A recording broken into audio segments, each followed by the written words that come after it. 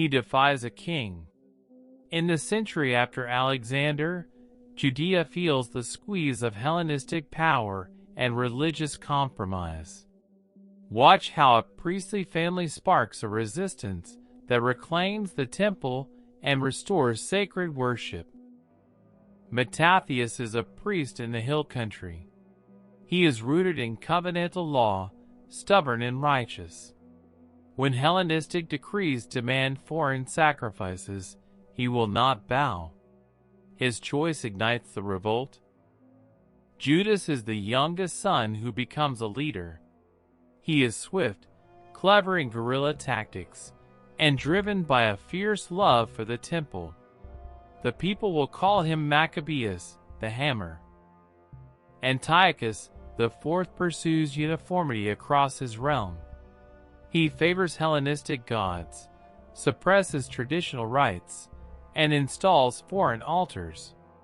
His policies turn religious practice into political control. As the previous speech shows the king's decree, villages hear that Antiochus forbids ancestral customs and orders Hellenistic worship.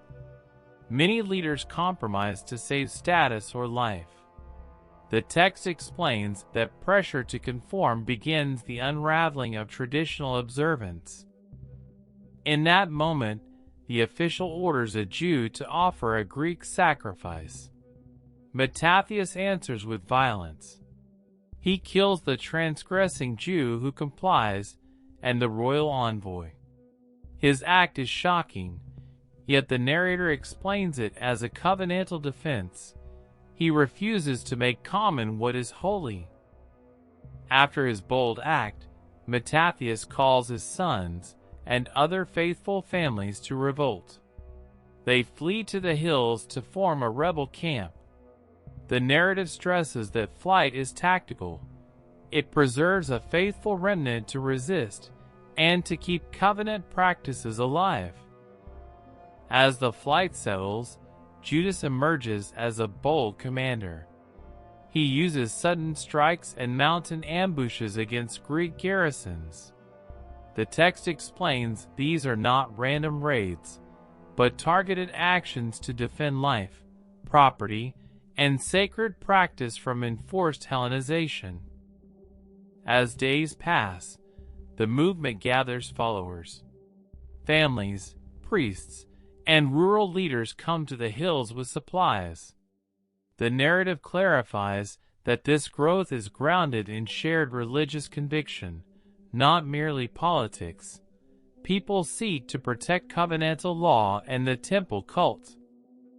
When Mattathias dies, the camp mourns, and leadership questions rise. In that hour, Judas steps forward and is chosen by the people. The narration stresses legitimacy. Judas is not a usurper, but a leader raised by covenantal community to continue the fight. As bitterness over the desecration grows, Judas leads a decisive strike at Beth Horon.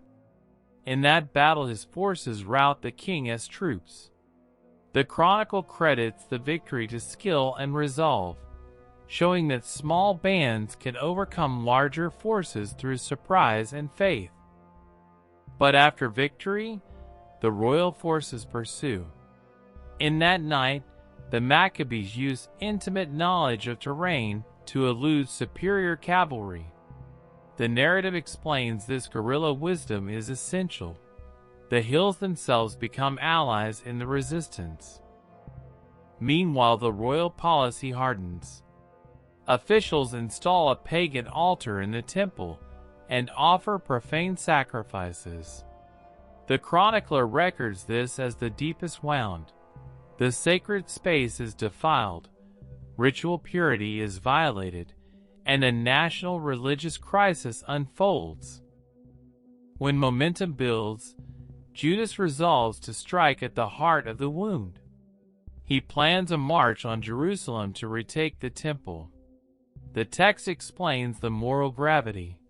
This is not mere conquest, but an attempt to restore proper worship and re-establish covenantal order. In that very night, the Maccabees enter Jerusalem. They face resistance but press on to the temple precincts. The narrative stresses the psychological weight. Returning to the city is returning to the place where identity and worship intersect. When morning comes, they cleanse the temple, remove the foreign altar, and ritually purify the area. Priests and fighters work together. The narrator explains the ritual law behind this. Purification restores the temple as sanctity, so sacrificial worship can resume rightly. As the dust settles, the priests re-establish regular offerings and light the lamps according to the law. The chronicle frames this as restoration.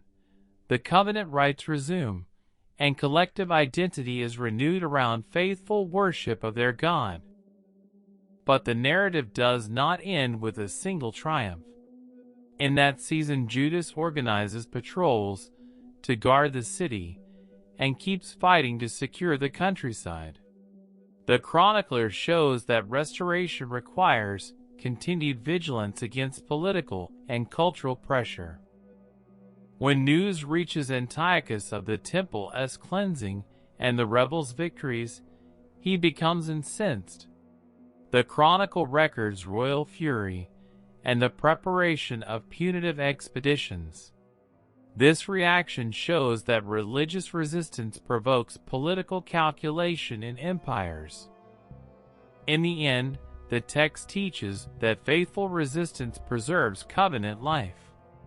The Maccabees do not simply win battles. They restore the temple as sacrificial worship and communal identity. If this story moved you, like the video, subscribe to the channel, and tap the bell so you do not miss the next one.